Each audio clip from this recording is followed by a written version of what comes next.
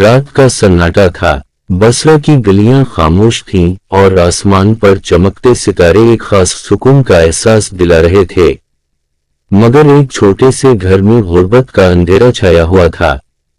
ایک معصوم بچی اپنی ماں کی آغوش میں سو رہی تھی۔ اس کا نام رابعہ رکھا گیا تھا۔ اس کے والد ایک نیک اور صابر انسان تھے، لیکن غربت اتنی شدید تھی کہ گھر میں چراغ جلانے کے لیے تیل بھی نہ تھا۔ رات کے پچھلے جب سب سو رہے تھے، رابعہ کے والد تہجد کے لیے اٹھے۔ ان کا دل بھاری تھا، مگر زبان پر کوئی شکوہ نہ تھا۔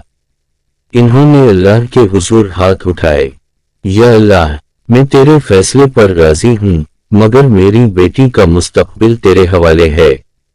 اس رات خواب میں انہیں نبی کریم صلی اللہ علیہ وآلہ وسلم کی زیارت ہوئی۔ نبی پہ الف کاف نے فرمایا، غم نہ کرو، تمہاری بیٹی اللہ کی محبوب بندی بنے گی، اس کی روشنی ساری دنیا میں پھیلے گی۔ صبح ہوتے ہی والد کی آنکھوں میں ایک خاص چمک تھی۔ وہ جان گئے کہ ان کی بیٹی کا مقدر کچھ اور ہے۔ مگر زندگی کی آزمائشیں ابھی ختم نہیں ہوئی تھیں۔ وقت گزرتا گیا، رابعہ جوان ہوئی، مگر قسمت نے ایک اور امتحان تیار کر رکھا تھا۔ ایک دن کچھ ڈاکوؤں نے انہیں پکڑ کر ایک ظالم شخص کو بیچ دیا۔ اب وہ ایک رئیس کے گھر میں غلام کی حیثیت سے کام کرنے لگیں۔ سخت مشقت، دن رات کے کام اور بدسلوکی، مگر ان کے چہرے پر ہمیشہ سکون رہتا۔ رات کے وقت جب سب لوگ سوتے، وہ سجدے میں گر کر اللہ سے راز و نیاز کرتیں۔ ایک رات جب وہ عبادت کر رہی تھیں تو ان کے مالک کا گزر ان کے کمرے کے پاس سے ہوا۔ وہ دیکھنے لگا، سامنے ایک کمزور سی لڑکی تھی، مگر اس کی آنکھوں سے بہتے آنسو اور زبان سے نکلتے الفاظ دل کو ہلا دینے والے تھے۔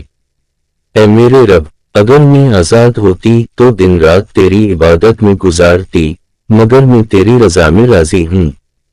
یہ سن کر اس کا دل بدل گیا۔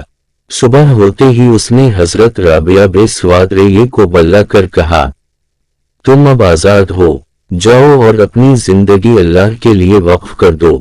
آزادی کے بعد حضرت رابعہ بے سواد ریے نے دنیا کو ہمیشہ کے لیے چھوڑ دیا۔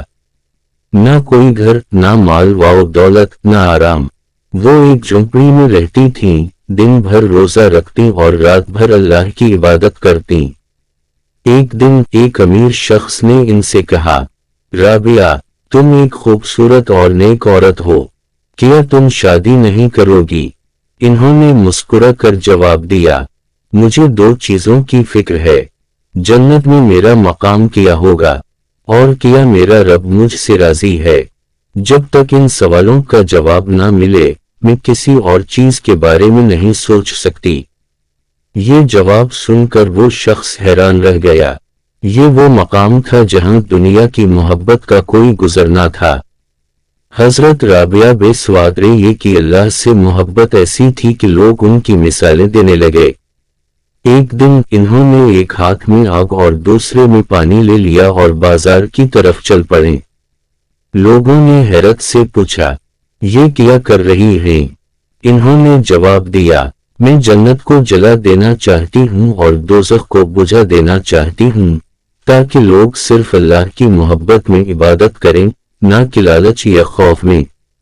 یہ عشق الہی کی وہ منزل تھی جہاں صرف سچائی باقی رہ جاتی ہے۔ زندگی کا سفر اختتام کو پہنچ رہا تھا۔ حضرت رابعہ بے سواد ریے بیمار ہوئے، مگر چہرے پر وہی نور، وہی سکون۔ کسی نے ان کے قریب آ کر کہا، ہم آپ کے لیے دعا کریں۔